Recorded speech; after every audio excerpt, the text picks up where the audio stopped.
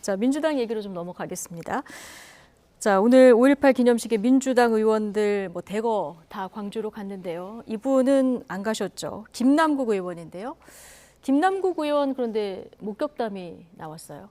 예, 가평에 있는 어디 휴게소인가요? 어디 네. 여기에서 발견됐다라고 보수 쪽에 계신 분이 이제 제보를 배승희 변호사 저분이 네. 이제 제보를 한 것 같습니다. 그래서 복장으로 봤을 때 편하게 어디를 놀러 가는지는 모르겠으나 이제 개인적인 일로 가는 것 같고 제가 보기에는 당분간 잠적 좀 하려고 가는 것 같아요. 제가 알기로는 당에서도 언론 인터뷰 좀 당분간 하지 마라. 하기만 하면은 거짓말 논란에 조금 이런저런 논란이 생기니까 오히려 조금 안 보이는 게 낫겠다라고 해서 방향으로 봤을 때는 가평이면은 강원도 쪽에 어디에 좀 잠적을 하려고 좀 쉬러 간 게 아닌가.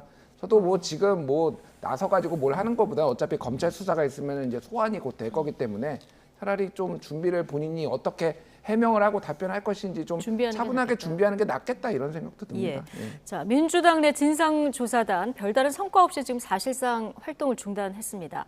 당 진상조사단 소속 이용우 의원은 당 차원의 조사에 한계가 있었다는 점을 밝혔는데요. 자, 발언 듣고 오시겠습니다.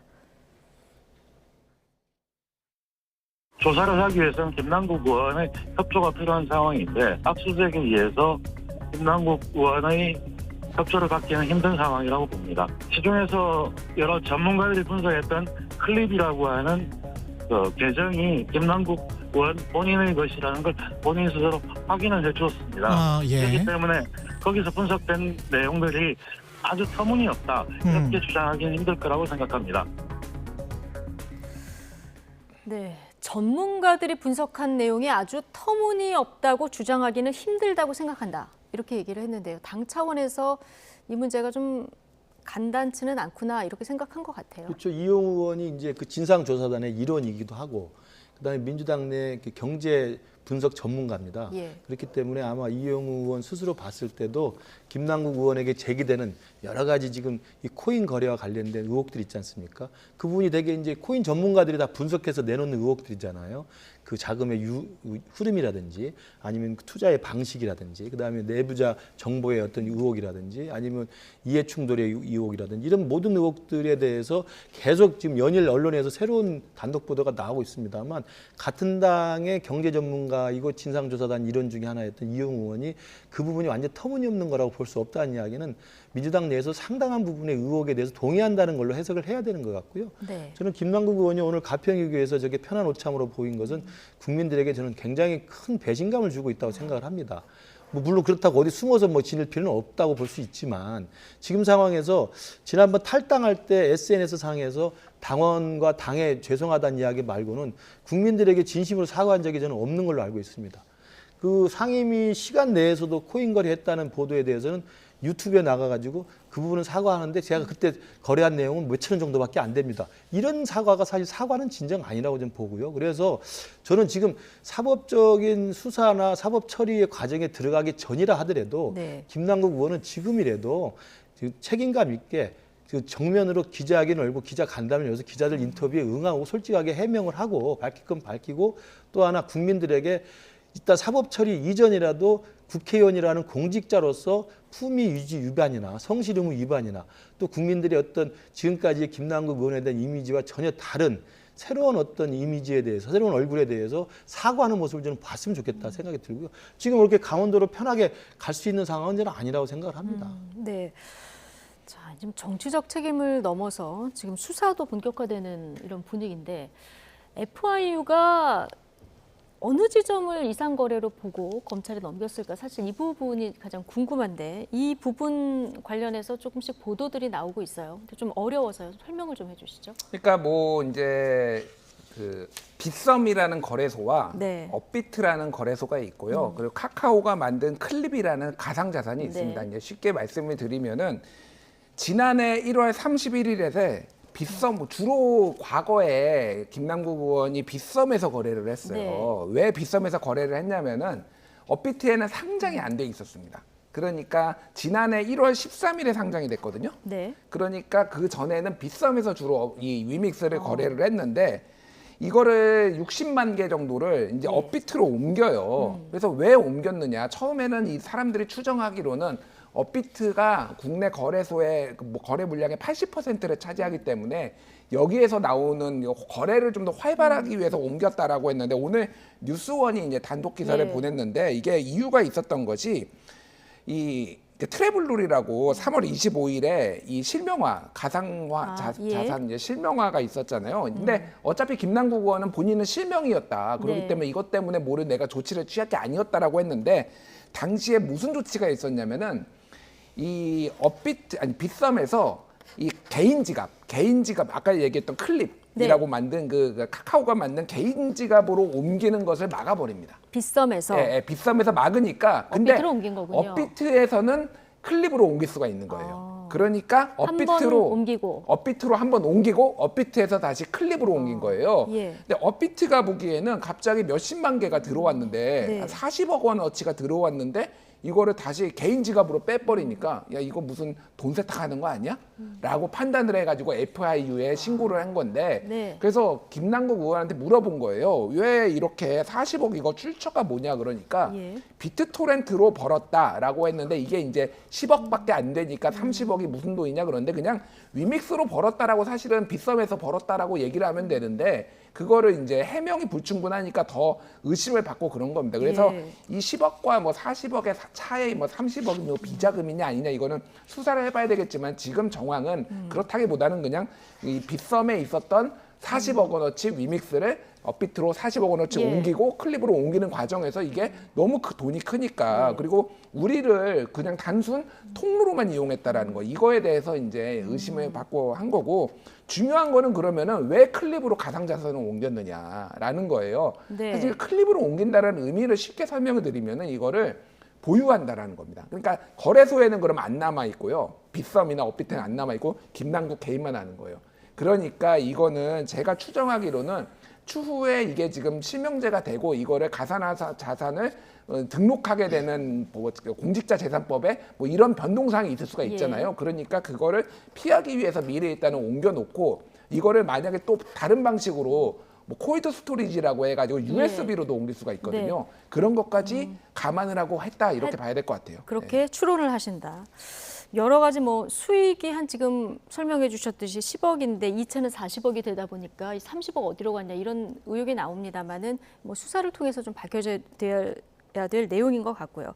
민주당이 이제 뒤늦게 윤리위에 제소를 했습니다만은 비명계 중심으로 지도부를 향한 불만도 계속 나오고 있는데 뭐 국민의힘뿐만 아니라 민주당 내에서도 남국의 강 뭐 이런 말들이 지금 나오기 시작했어요. 그렇죠. 지금 민주당 내 비명계 의원들 입장에서는 조국의 강을 건너는 것도 힘들었는데 지금 남국의 바다에 빠져서 허우적거린다라고 아주 비유를 하고 있는데요.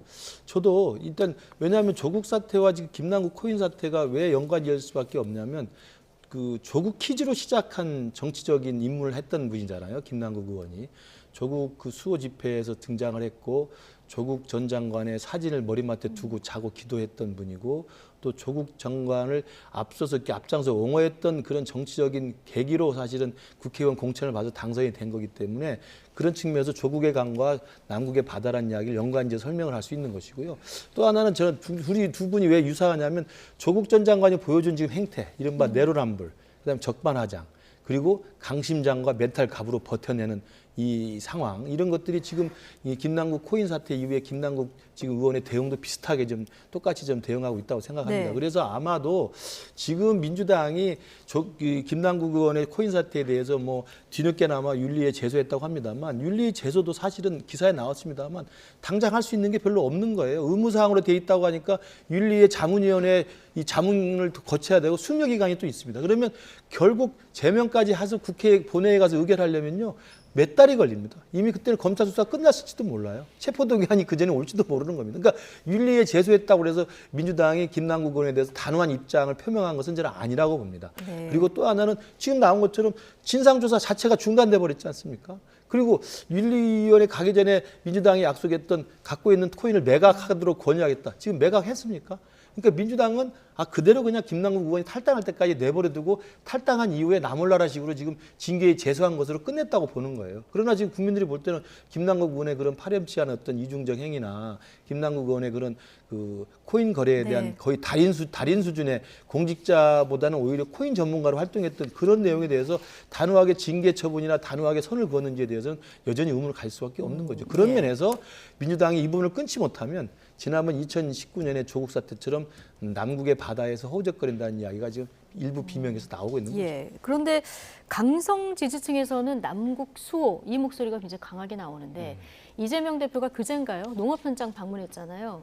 모내기 체험도 하고 그랬는데 여기서 수박을 먹었는데 이 사진이 공개되니까 이게 이제 수박들 처단하라 시그널이다 이런 뭐 주장까지 나왔어요. 이거 어떻게 봐야 됩니까? 과도하다고 봅니다. 네. 물론 이제 최근에 이제 강성 지지자들이 이를테면은 그 청년 정치인들, 이를테면 박성민 전 최고위원이나 이동학 전 최고위원이 김남국 의원에 대해서 강하게 규탄한 거 가지고 지금 문자 엄청 보내고 있다고 예. 합니다. 그리고 대학생 청년위원장 여기에서도 기자회견했는데 이거 가지고도 지금 뭐 징계하라 뭐 이런 얘기들이 있어요.